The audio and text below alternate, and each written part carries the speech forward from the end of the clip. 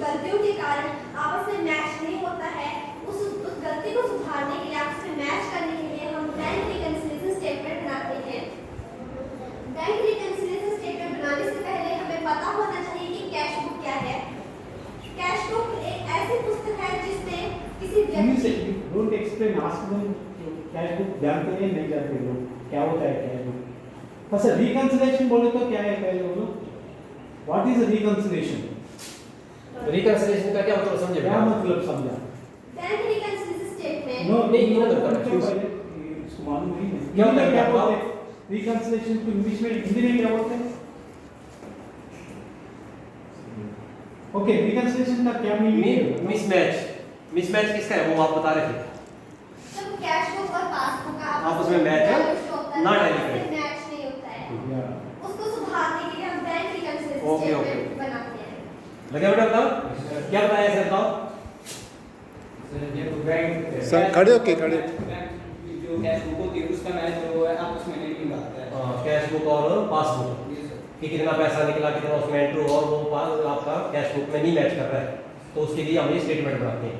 ठीक है, ऐसा बहुत बार होता है अकाउंट्स के किसी तरह की वो मिसमैच हो है ना। आगे कैश बुक।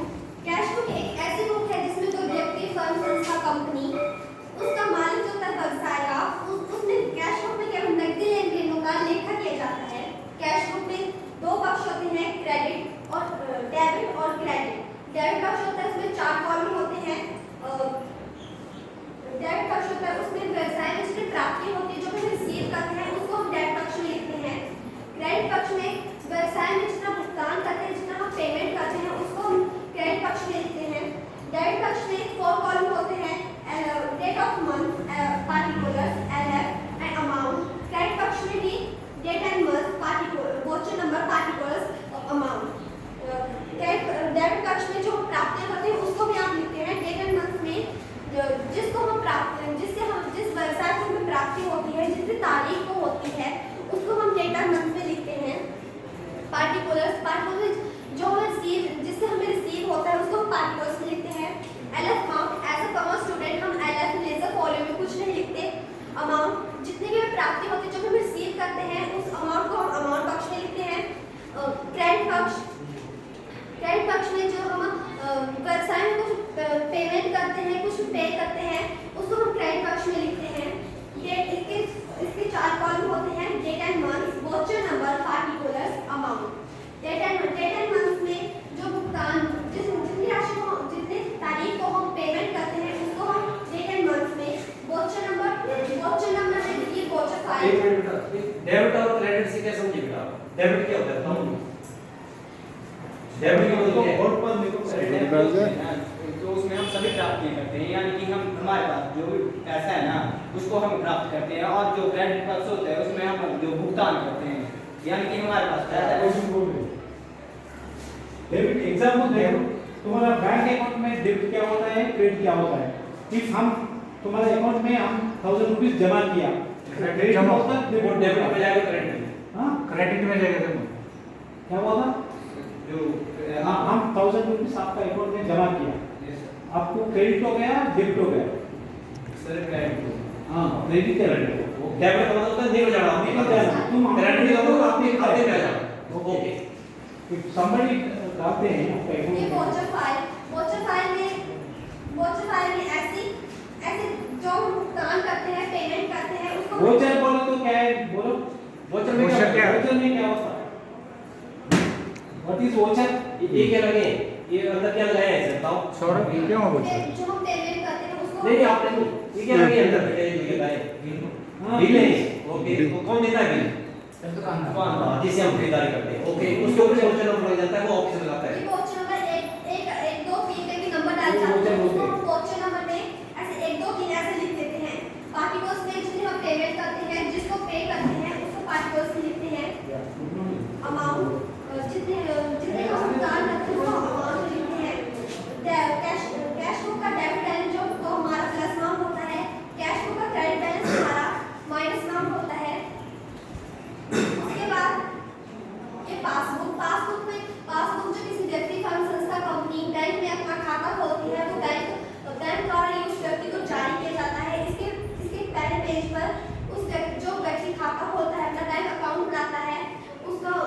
उसका सेंड एड्रेस यहाँ पे लिखा जाता है मोबाइल नंबर। इसके दूसरे पेज पर आए तो पासबुक में 6 कॉलम होते हैं, date, check number, particulars, debit amount, credit amount और Hello, balance. this is one way teaching or two way teaching? Your teaching is one way or two way? One way बोलते तो आप ही बात करते हैं पूरा 40 मिनट। इनसे पूछ रहा है ना इनसे पूछना बेटे। इनसे कभी-कभी पूछो क्या है ये ऐसे जैसे आंसर ये जो पासबुक देखिए उसमें क्या क्या होता है। हाँ, ये क्या है? इसे देखिए बेटा पासबुक, आप में से किसने पासबुक देखी है घर उसमें क्या क्या लिखा होता है जब आप प्रिंट निकलवाते हैं। हाँ, चलो डोली बता क्या क्या होता है इसमें। बात करते जाए, ये सुनते, ये पूरा जब आप बात कर रहे हैं सुन रहे ही नहीं सुन रहे। बोलो कैसे मालूम है? बताओ बेटा। कैसे मालूम है? वो बैठे ही यहाँ पे रिपोर्ट बाहर भी सोचता होगा, but if you ask then they will be that inside. बताओ क्या क्या होता है पासबुक में। पासबुक की ये कॉपी। इसके पास दे दो, ये बता दे कि क्या क्या है। Correct explain. देखो, देख के बताओ। पासबुक में 6 वाले होते हैं, date of hmm. Birth, check संख्या, particular, debit amount, credit particular बोले तो क्या है? पार्टिकुलर में ये चीज है। पूछ किसी से, इनसे पूछ। हां, वो जो पार्टिकुलर को समझ है ना। इसमें इसमें क्या पर्टिकुलर होता है? में क्या होगा? क्या लिखते? इसमें जो भी लगते हैं जानती हां, हो उसको फॉर्म करना। हाँ, होते हैं। जैसे मैंने पैसे भेजे इसके खाते में तो मेरा नाम वहाँ पार्टिकुलर में आएगा। ये उनके खाते से गए, उनके खाते में आए, उनके और डेबिट अमाउंट हाँ। इसे जो कितना कटा? इसने हाँ। कटा, क्रेडिट कार्ड में जो हमने जमा किया आने और वाला है। बैंक में जो बैलेंस बचता है। ओके। आज आप दे दे इसके पास। बस थोड़ा सा बताया बेटा, उसके बाद इनके पास लेना फिर। पासबुक का डेबिट अमाउंट, पासबुक का डेबिट अमाउंट हमारा प्लस अमाउंट होता है और पासबुक का हमारा क्रेडिट अमाउंट होता है वो हमारा प्लस अमाउंट होता है। उसके बाद ये चेकबुक, चेकबुक में जो व्यक्ति अपना खाता खोलता है बैंक द्वारा उस चेकबुक की दी जाती है। चेकबुक एक मिनट। हाँ, ये भी इससे पूछ। प्लस अमाउंट बोले तो क्या है? इसको पूछो। अभी आप चेकबुक के ऊपर पूछो। प्लस अमाउंट बोले तो क्या है? प्लस अमाउंट जो मतलब हमारी राशि और जमा हो गया चेकबुक में उसको हम प्लस अमाउंट बोलते हैं। Minus amount. माइनस अमाउंट जो हमारा मतलब घाटा होता है, मतलब किसी का मतलब जो कैश बुक में ज़्यादा हमने लिख दिया होता है उसको हम माइनस अमाउंट लिखते हैं। ठीक है। ठीक है, फिर और चेकबुक का किसको? चेकबुक का पूछ। सौरभ बोल रहा है। क्या क्या होता है? चेकबुक में क्या क्या होता है? सारी बता जरा क्या क्या चेकबुक। आप फिर बता। तो भाई ना बेटे। नहीं रहे हो। सर्वप्रथम चेकबुक में पे होते हैं रुपीज, जैसे कि हमने किसी को पेमेंट करनी है उनका क्या होगा? तो लिखने पड़ते हैं कि कितने रुपीज की हमने उन्हें पेमेंट करनी है, वो लिखते हैं। और दूसरे बाद में इसमें अकाउंट नंबर है दिया हो जो पहले से ही लिखा होता है बैंक अकाउंट के द्वारा। इसमें यह लिखा होता है कि कौन सा खाता है हमारा सेविंग है कि दूसरा है करंट अकाउंट है। और बाद में हस्ताक्षर करने पड़ते हैं जो नॉमिनी होता है अकाउंट इसका अकाउंट का। जैसे चेकबुक तेरी पहले साइन कर दी तो चल पड़ेगा। सर अगर मेरी चेकबुक है और जैसे मेरा अकाउंट चला है और आप नॉमिनी है ना मेरे, तो आप कर सकते हैं साइन पे। करो बेटा एक्सप्लेन। चेकबुक, चेकबुक जो व्यक्ति फर्म संस्था कंपनी अपना अकाउंट बैंक में खोलता है तो ये बैंक द्वारा ये चेकबुक जारी की जाती है। जिस दिन ये बैंक इशू किया जाता है उस दिन की डेट एंड मंथ लिखे जाते हैं। पे जो ये चेक जिस व्यक्ति को ये रिसीव होगा उसका नाम लिखा जाता है, रुपीस जितने का हम ये चेक इशू कर रहे हैं उसकी रुपीस लिखी जाती हैं। अकाउंट नंबर हमारा अकाउंट नंबर मतलब बैंक द्वारा पहले ही चेकबुक में लिखा जाता है और नीचे एक्सपायर्ड के सिग्नेचर होते हैं और ये चेक इशू करके उस व्यक्ति को दे दिया जाता है जो ये चेक उस व्यक्ति को रिसीव होना होता है। उसके बाद bank reconciliation statement, bank reconciliation statement बनाने के 4 भाग हैं। पहला है इनसे पूछ ले। बैंक रिकंसिलिएशन स्टेटमेंट बनाने के कितने भाग हैं दीक्षा? कैशबुक का डेबिट और कैशबुक का क्रेडिट और पासबुक का डेबिट और पासबुक का क्रेडिट।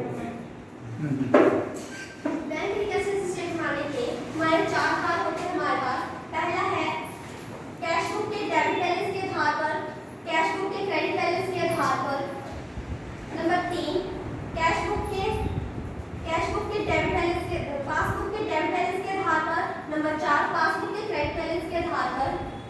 बैंक रिकन्सिलिएशन स्टेटमेंट बनाने के जब कैश बुक और पासबुक का आपस में जब हम मैच करते हैं तो मैच को सुधारने के लिए हम गलती को सुधारने के लिए हम बैंक रिकन्सिलिएशन स्टेटमेंट बनाते हैं। बैंक रिकन्सिलिएशन स्टेटमेंट बनाने के कई कारण होते हैं, जैसे किसी कस्टमर ने हमारे अकाउंट में सीधे कोई पे डाल दिए, उसकी इंफॉर्मेशन हमें नहीं है, तो इसमें जो ज़्यादा बैलेंस है, इसमें ज़्यादा